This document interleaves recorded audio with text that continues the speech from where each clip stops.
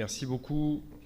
Je suis ravi de me réexprimer sur, comme on en parlait avec Alexandra, sur notre zone de confort que sont les tumeurs urothéliales. Évidemment, le champ des tumeurs urogénitales, c'est le rein, la vessie, la prostate, mais vous savez que dans nos parcours académiques, on a un sujet en particulier qu'on aime bien creuser, et s'agissant d'Alexandra Masson-Lecomte et de moi-même, c'est les tumeurs urothéliales.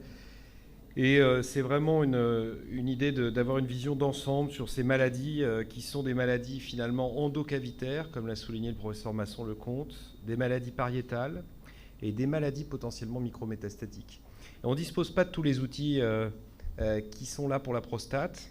C'est un peu frustrant, l'imagerie moléculaire dynamique actuellement dans les tumeurs urothéliales. C'est cette médecine personnalisée qu'on appelle de nos voeux, qui n'est pas complètement là encore, mais on n'a jamais eu autant d'actualité et de pipeline aussi riche depuis 40 ou 50 ans dans les tumeurs urothéliales.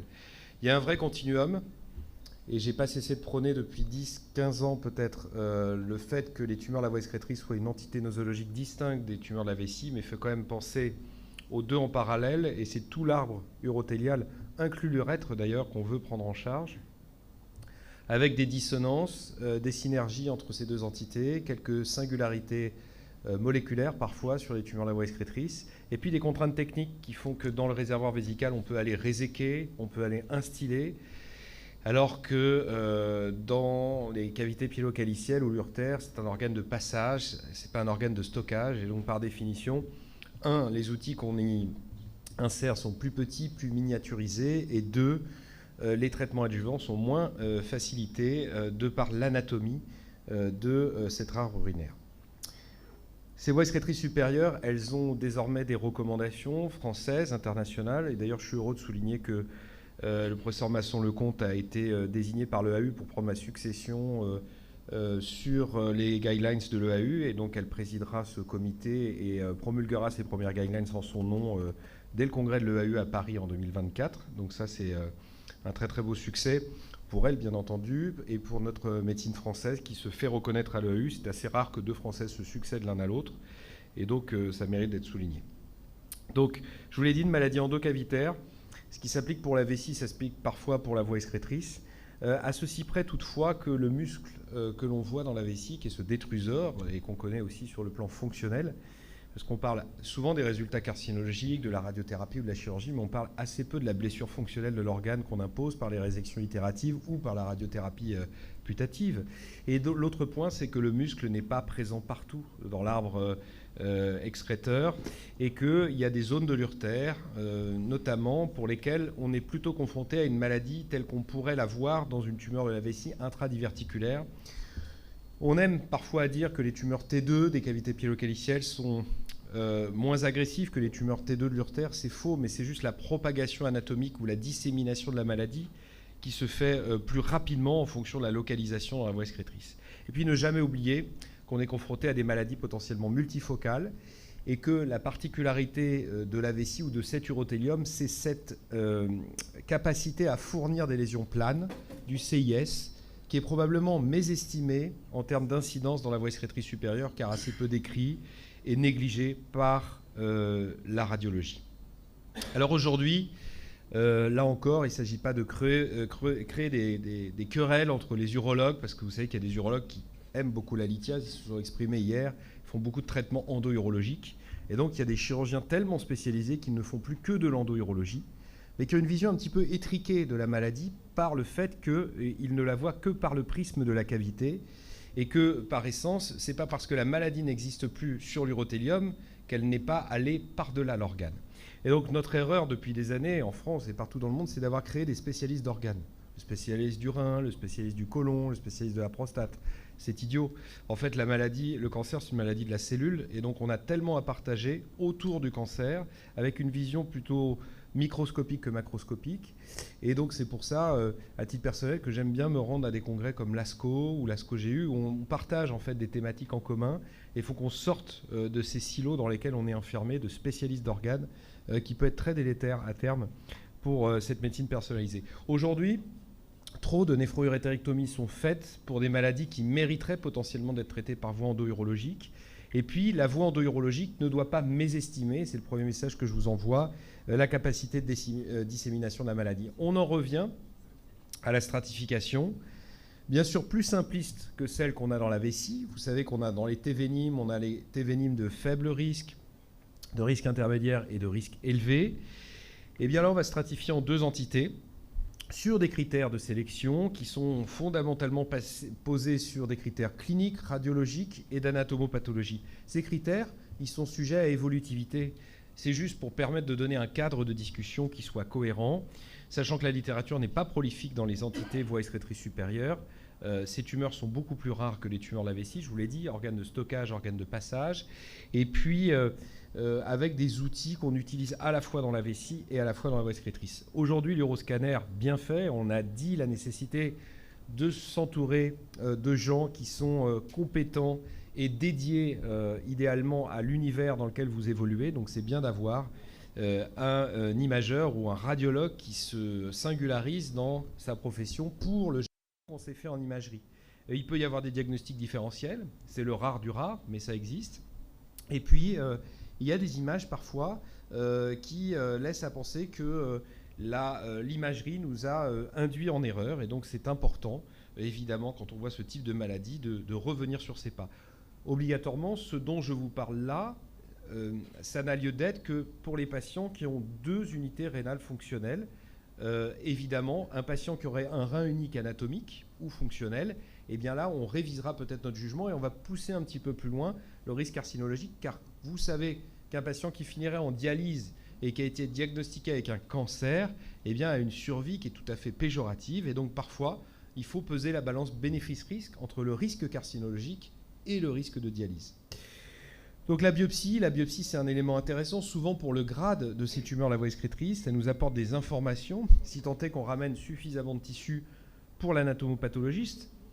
Soyons lucides, c'est vrai que c'est difficile de trouver des places au bloc opératoire. Donc si vous faites une urétéroscopie diagnostique pour un patient, nous, à l'assistance publique hôpitaux de Paris, on ne va pas le réveiller, lui dire, écoutez, on va attendre les résultats de vos biopsies, puis après on va vous reprogrammer pour faire une urétéroscopie vaporisation. Donc la réalité des choses, c'est que très souvent on fait une biopsie qu'on traite dans la foulée et qu'on ne sait pas ce qu'on traite. Puisqu'on ne sait pas si on traite du bas grade ou du haut grade. Et on fait probablement une erreur en perdant du temps à traiter du haut grade. C'est pour ça qu'il y a des outils qui sont en cours d'individualisation dans la voie excrétrice, qui sont déjà utilisés en gastro-entérologie, par exemple comme le Cellvisio, qui nous permettrait de dire si oui ou non, un peu comme la frozen section, c'est-à-dire l'extemporané qu'on a connu en chirurgie ouverte, on est en train, en voie endoscopique, de visualiser une lésion de bas grade ou de haut grade. Ça marche déjà, c'est remboursé en gastro-entérologie. Ça reste quelque chose de assez peu exploré en urologie, mais ce seraient des outils relativement utiles, parce qu'en termes d'organisation, voilà, quelqu'un qui est agile avec son urétéroscope, il voit ça, il fait sa biopsie, il dit bah, je vais tout vaporiser, je vais tout nettoyer, et il se contrefout des guidelines, c'est des limites à 2 cm ou 3 cm. Donc aujourd'hui, pour un bon bilan d'une tumeur de la voie excrétrice, c'est l'uroscanner, évidemment, et ne pas oublier le continuum que j'ai évoqué tout à l'heure. On ne peut pas diagnostiquer une tumeur de la voie excrétrice sans avoir un œil ou une cystoscopie de ce qui se passe pour regarder ce qui se passe dans la vessie, et inversement, quand vous diagnostiquez une tumeur de la vessie, à un moment ou à un autre, vous aurez à cœur de voir dans le périmètre de l'arbre urinaire si l'imagerie est tout à fait normale. Donc il y a une certaine logique. La cytologie, là encore, de plus en plus difficile, on a moins en moins d'anatomopathologistes. C'est pas quelque chose qui est très très bien rétribué, sûrement moins intéressant que le NGS.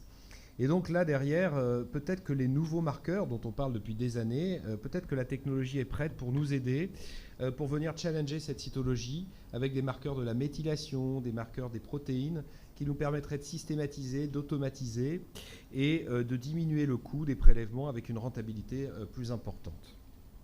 Alors, qu'est-ce qu'on a derrière? Ce que je viens d'évoquer, je vous ai dit cette dualité entre la cytologie et les marqueurs.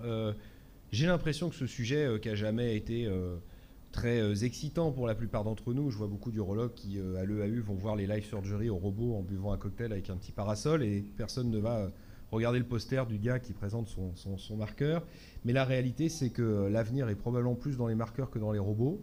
Et en fait, il faut s'intéresser. Et il y a un registre qui se met en place en France surtout sur les tumeurs de la vessie, pour aujourd'hui essayer de voir si ces marqueurs pourraient s'incrémenter dans la pratique clinique et à terme obtenir un remboursement. On a entendu parler dans le cancer de la prostate du PCA3, qui est un marqueur évoqué il y a 10 ans, où quelques centres, dont celui d'Alexandre Delataille à Mondor, ont prôné leur utilisation pour permettre ou pas, à l'époque où on n'avait pas de biopsie ciblée, de faire des biopsies chez les patients qui le nécessitaient le plus avec des élévations du PSA sans qu'on les explique. Eh bien, ces marqueurs ne sont pas rentrés dans la pratique parce qu'ils n'ont jamais été remboursés et que finalement, dans des parcours de soins, dans des systèmes de santé socialisants comme la France le propose à ses patients, ce qui est tout à l'honneur de notre pays, personne ne paye ni sa chimiothérapie, ni sa prise en charge, ni ses biopsies. Et donc, il ne faut pas que ces marqueurs viennent s'ajouter parce que les patients ne le comprendraient pas. Et les petites startups qui développent ces marqueurs ne sont pas des gros poids lourds de l'industrie pharmaceutique. Il faut bien comprendre que le champ de l'évidence-based medicine, il a été développé pour que l'industrie pharmaceutique s'y plaise et s'y complaise. Donc les phases 3, il y a très peu. Roche, AstraZeneca, Janssen, des gros industriels du médicament peuvent développer des essais thérapeutiques à fort coût, mais développer des essais là-dedans, ça coûte beaucoup de sous. Et donc, un registre au niveau national nous permettrait peut-être d'avoir une grosse cohorte et de convaincre du bien fondé de la démarche, sous réserve, bien sûr, que les résultats soient probants. Vous avez connu le PIRADS. Peut-être que vous connaîtrez le VIRADS. Alors attention, ces acronymes, il y a aussi du marketing. C'est pas parce que ça existe que c'est la nouvelle solution. Mais néanmoins, on voit bien aujourd'hui persévérer l'idée développée par Valeria Panabienko, qui est en Italie et qui dissémine à travers l'Europe de l'intérêt potentiel de l'imagerie IRM. L'IRM de diffusion qui peut être intéressante pour la voie excrétrice supérieure, justement pour caractériser ces CIS. On travaille beaucoup avec une radiologue à la Pitié-Salpêtrière qui s'appelle Raphaël Renard-Pena, qui est en train d'incrémenter une cohorte prospective à ce sujet, qui est complètement dédiée à ça et qui probablement promulguera des résultats intéressants dans les années à venir. Donc cette IRM de diffusion, en tout cas, peut être intéressante pour l'exploration de la voie excrétrice supérieure et c'est quelque chose qu'il faudra suivre dans les prochaines années. On a un serpent de mer qui est évidemment celui de l'évaluation des ganglions. Si oui, pourquoi? Est-ce qu'il faut faire un curage? Qui fait des curages? On a regardé les séries rétrospectives de néphrourétectomie avec Charok Chariat pendant des années. Sur 90% des patients opérés dans le monde entier, 90% des patients n'avaient pas de ganglions ou d'adénopathie qui étaient rapportés dans la pièce opératoire. Aucun curage de fait. Donc voilà, le curage rétropéritonéal massif chez le patient peut avoir des conséquences difficiles, en tout cas à faire, une certaine morbidité. On n'est pas du tout convaincu qu'il puisse, à part nous apporter des informations qu'on peut juger comme intéressantes sur le plan pronostic, avoir un intérêt thérapeutique. Voilà. Il y a aussi des traitements de la voie excrétrice supérieure comme l'urétérectomie distale, qui est un traitement aussi préservant le rein. Qui évidemment est une alternative au traitement endoscopique, l'urétérectomie segmentaire, qui est intéressant et qui permet, aussi doué que vous soyez avec votre urétéroscope, vous avez des difficultés à faire un curage avec un urétéroscope, et bien quand vous faites une urétérectomie segmentaire distale, même dans des lésions de haut risque, vous pouvez faire un petit curage concomitant du tissu périurétéral qui peut apporter des informations. Je crois que vraiment c'est vous, en tant que clinicien, qui devez avoir l'esprit de ranger les patients dans des boîtes. Ces boîtes vont changer de contour, mais au moins aujourd'hui, la littérature nous apporte un élément, un rationnel de discussion en RCP. Et puis, souvent, on me dit « Ah, les recos sont loin d'être parfaites », mais les recos ne reflètent que la littérature en l'état, et elles sont encore moins parfaites dans les tumeurs rares. Et le paradoxe, c'est que quand les recos sont très bien faites dans les tumeurs fréquentes, personne ne les utilise. Dans la prostate, je sais, j'en vois tout le temps des cancers de la prostate, je m'en fous. Et dans les tumeurs rares, tout le monde se réfugie dans les recos où la qualité de l'évidence-based medicine est assez faible. Donc finalement, c'est les recos qui ont les grades de recommandation les moins élevés qui sont parfois les plus suivis. On a eu des nomogrammes, des outils de prédiction en onco-urologie, évidemment, là encore, basés sur des bases de données, ce ne sont pas des outils qui se sont vraiment incorporés dans les pratiques. Quoi qu'il en soit, ça a permis de valider cette stratification qui a, à défaut d'être parfaite, a le mérite d'exister et de planter le décor, comme je l'ai dit, avec cette image du loup déguisé en agneau et non pas l'inverse. Gardez à l'esprit que c'est une maladie dangereuse et une fois de plus, on a vu des catastrophes endo-urologiques de par le fait que les gens se focalisaient exclusivement sur le développement local de la maladie. Donc ce nomogramme a été, cette stratification a été validée de l'EAU. De nouveaux nomogrammes pour prédire le caractère infiltrant. Alors j'aime pas muscle invasion dans les voies excrétrices supérieures pour les raisons que j'ai évoquées tout à l'heure. Donc vous voyez que l'acronyme anglais c'est non-muscle invasive et muscle invasive bladder cancer, mais vous avez locally advanced or localized disease, mais vous n'avez pas de muscle invasive UTUC ou upper tract tumor parce que ça n'est pas complètement approprié. Voilà ce qu'on restitue. Et vous voyez qu'Alexandra et moi sommes les deux derniers de la classe dans les signataires de ce papier sur les tumeurs à faible risque et les tumeurs à haut risque qui restituent ipso facto l'esprit des recos de l'EAU redigérés à la française. Alors la question c'est la surveillance de ces patients quand ils ont été traités après traitement conservateur.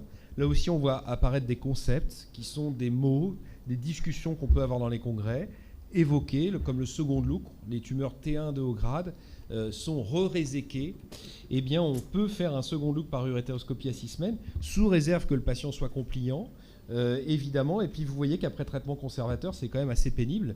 Si un gastro-entérologue disait à quelqu'un, écoutez, il faut que je vous fasse des coloscopies tous les 3 mois, pendant 3 ans, etc., on se dit, oh, les patients ne sont pas cool, ils n'acceptent pas, mais c'est quand même, j'allais dire, assez contraignant. Et donc le contrat, le gentleman agreement avec le patient, c'est aussi qu'il accepte la nécessité de revenir à plusieurs reprises et de comprendre que si la maladie récidive et qu'il est à nouveau candidat à un traitement conservateur, ça n'est pas parce qu'il a mal été soigné, c'est parce que cette maladie est susceptible de récidiver. Je pense que les mots qu'on utilise à la première consultation sont très importants dans les explications parce que le doute s'installe parfois, et quand le doute s'installe entre le patient et son docteur, bien après c'est difficile de l'embarquer dans les recommandations que vous préconisez. On se pose aussi des questions d'instillation, je l'ai évoqué tout à l'heure. Est-ce qu'il faut faire des instillations à voie excrétrice supérieure? Mais je vous rappelle, si on suit l'entité et qu'on réfléchit par rapport à la vessie, que les instillations de BCG dans la vessie s'appliquent plutôt au T1 de haut grade, au très haut risque. Or, dans la voie excrétrice, on n'est pas censé traiter par voie conservatrice les très hauts risques. On traite plutôt les hauts risques, les faibles risques, pardon, qui sont dans la vessie, pas candidats aux instillations. Donc finalement, on est dans une réflexion complètement ubuesque. On se dit il faut qu'on mette du BCG là-haut, c'est très bien, etc. On se bat, alors qu'en pratique, on sait que ça peut permettre de sauver des reins dans des situations d'impasse thérapeutique, justement dans des reins uniques. Et c'est probablement un standard pour le CIS, mais c'est très difficile à faire. Et quelle technique de choix? Ceux qui mettent des double J avec une sonde et qui se disent je mets le BCG dans la vessie, ça va refluer et bonne fin d'après-midi. Chacun d'entre vous qui avait déjà utilisé un amplificateur de brillance, qui avait fait une UPR dans votre vie, après 3 coups d'amplificateur, vous voyez à quel point tout est dilué. Donc de penser que le temps de contact est spécifiquement sur le site anatomique de la lésion sera intéressant, je pense que ça rassure plus le docteur que le patient en fait, ou ça lui donne du rêve comme disait Alain Toledano. Donc l'autre point c'est l'utilisation d'une sonde mono-J.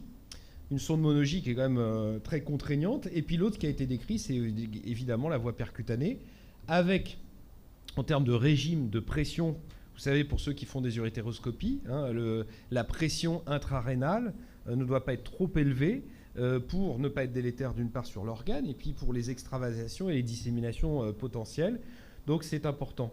La question qu'il faut se poser, c'est l'efficacité de ces traitements. Et puis surtout la sécurité. On a des effets secondaires déjà dans la vessie, dans 75% des instillations au BCG, avec des effets secondaires locaux. Et puis, est-ce que c'est acceptable pour le patient de subir tout ça pour des résultats qui ne sont pas souvent très probants dans la littérature?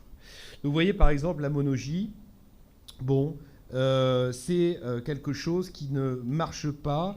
En termes de résultats, on n'a rien en fait, on ne sait pas très bien ce qu'on fait. La seule voie, ça a été discuté à l'EAU, qui puisse éventuellement être intéressante sous réserve que la pression soit inférieure à 20 cm d'eau, c'est probablement la néphrostomie. Vous imaginez la contrainte et en termes d'organisation ce que ça représente. Donc je ne sais pas si vous faites ça dans vos services, mais aujourd'hui, ce qu'on peut dire, c'est que la seule possibilité de faire correctement des instillations dans la voie excrétrice supérieure après traitement conservateur, si vous voulez vraiment faire, c'est de vous donner la peine de l'organiser de cette manière-là. Donc c'est quand même contraignant, ce qui veut dire que probablement on va devoir discuter de nouveaux types d'installations dans la voie excrétrice avec des concepts qui sont complètement différents. C'est-à-dire, je donne du BCG dans la tumeur de haut grade, ça ne s'applique pas là-haut. Mais est-ce qu'on ne peut pas envisager de la chimioablation avec des molécules comme les thérapies géniques de type nadofaragène, firadenovec? Vous avez peut-être entendu parler de ce traitement qui vient d'être approuvé aux États-Unis pour les patients qui ont des tumeurs de la vessie réfractaires au BCG. Si vous regardez les tumeurs urothéliales, vous avez des faibles risques dans 30% des cas, et vous en avez quand même une proportion non négligeable qui n'est toujours pas accessible de façon anatomique, de façon satisfaisante, quand vous mettez un outil dans le canal opérateur de votre urétéroscope. Alors, les stratifications, c'est intéressant, ça permet aux universitaires de faire des congrès, mais c'est surtout intéressant quand ça se traduit par des décisions pragmatiques pour les malades. Donc, on pourrait réfléchir à une évolution de la stratification des tumeurs de la voie excrétrice, sous réserve que derrière cette stratification, on propose quelque chose de différent. Donc, on a élaboré ce tableau avec l'équipe de la Pitié sur le fait que nous ayons des faibles risques et que ces patients, donc, soient ceux qu'on traite par simple surveillance de façon très précise, des risques intermédiaires qui pourraient, eux, avoir une instillation et éventuellement un second look à 6 mois, donc avec un traitement un petit peu plus renforcé, du haut risque avec la chimiothérapie intravésicale après néphrourétectomie et la collerette qui est bien faite, et le suivi, et le très haut risque, qui est la néphrourétectomie, la chimiothérapie intravésicale de mitomycine, et évidemment la discussion autour de l'adjonction d'une immunothérapie par voie systémique, parce que vous savez que le nivolumab a été approuvé en France en adjuvant chez des patients qui exprimaient PD-L1 avec un tissu résiduel tumoral après cystectomie, et que dans la même AMM a été embarqué les tumeurs de la voie excrétrice supérieure. Donc aujourd'hui, vous voyez, on a potentiellement, je dis potentiellement, une discrimination qui serait intéressante avec une catégorisation qui nous permettrait de proposer des traitements qui soient différents en fonction des malades. La chimiothérapie périopératoire, ça a souvent été un vœu pieux, quelque chose qui a été fait en parallèle de ce qui se faisait avec la vessie, avec des niveaux de preuve qui étaient bien inférieurs. Les seuls qui se sont mis en capacité de répondre à la question de la chimiothérapie périopératoire, ce sont les Anglais. Et autant le NHS est en train de s'effondrer sur le plan clinique, autant le NHS est une unité incroyable en termes de production d'articles et d'essais cliniques de qualité. Et donc je dois admettre que je suis toujours impressionné par la communauté anglaise dans la production et leur capacité à faire avancer le jeu dans, j'allais dire, le spectre général de la médecine, mais aussi des tumeurs urogénitales. Et donc Alison Birtle, qui est une oncologue médicale, qui a intégré le panel que dirige désormais Alexandra Masson-Lecomte, est une dame qui est venue avec un essai qui, au début, voulait dire péri-opérative upper tract, mais c'est post-opérative à la fin, parce que c'était trop compliqué. Et donc, ils ont randomisé des patients qui avaient une néphrourétectomie versus surveillance versus chimiothérapie stratifiée en fonction de la fonction rénale. Parce que vous savez que dans une moyenne d'âge de 70 ans avec une fonction rénale, chez un patient à qui vous venez de retirer un rein, vous ne pouvez pas espérer vous retrouver dans une situation optimale à chaque fois. Grosso modo, on avait 71% des patients qui recevaient la chimiothérapie qui étaient sans signe d'évolutivité de la maladie contre 54% sur une cohorte de 261 patients. L'IDMC, qui est l'Independent Monitoring Committee, c'est-à-dire le groupe qui va regarder si l'essai se déroule de façon déontologique et correcte, a jugé inopportun la poursuite de cet essai pour la simple et bonne raison que les résultats étaient si impressionnants que ça devenait contraire à l'éthique médicale de poursuivre un essai qui était concluant. Ce qui fait que l'interruption prématurée de l'essai PUT par l'IDMC a probablement obéré des résultats sur la survie globale qui sont venus un peu plus tardivement et qui étaient moins convaincants. Néanmoins, cet essai est un game changer et il est tout à fait satisfaisant de se dire qu'aujourd'hui, après néphrourétectomie, il faut revenir avec l'anatomopathologie de vos malades à la RCP et discuter, je n'ai pas dit systématiser, j'ai dit discuter de l'intérêt potentiel d'une chimiothérapie post-opératoire. Voilà. Alors aujourd'hui en France, et je vais finir là-dessus, on se pose la question du néoadjuvant. C'est la raison pour laquelle, avec Nadine Ouédé, qui est oncologue, Evangelos Zilinas, qui est urologue à Bichat, et moi-même, nous portons un essai ouvert dans 10 centres en France, dont la Pitié, dont Saint-Louis, qui se pose la question de faire une immunothérapie, chimiothérapie néoadjuvante, c'est-à-dire avant de retirer le rein. Et on est dans une phase 2, donc qui par définition n'est pas randomisée, qui est stratifiée en fonction de la fonction rénale. Actuellement, on a mis 20-25 malades, je crois, et je prends Alexandra témoin, une vingtaine de malades, on va dire. Ça s'est un petit peu acutisé. Et je ne peux rien dire des résultats car je ne les connais pas, mais le critère de jugement sera sur la pièce opératoire notamment. Donc on a des résultats, enfin les premiers critères assez immédiats qui nous permettront éventuellement, et on y travaille, de transformer l'essai en phase 3 randomisée au niveau européen parce que, eu égard à la rareté de la maladie, il est difficile d'envisager de conduire cet essai simplement en France. Et puis il faut savoir qu'Alison Burtle travaille sur un POUT 2 qui est intéressant. Donc comme je l'ai dit, aujourd'hui dans les tumeurs de la voie excrétrice supérieure, beaucoup de nouveautés. On se nourrit de ce qui se passe dans la vessie et puis aussi l'intérêt, nous, en tant qu'urologues, d'avoir à cœur de pousser des essais singularisant la voie excrétrice parce que ça n'est pas juste une différence anatomique, mais il y a des différences moléculaires qui laissent à penser que des comportements ou des attitudes pourraient être différents que dans la vessie. Je vous remercie.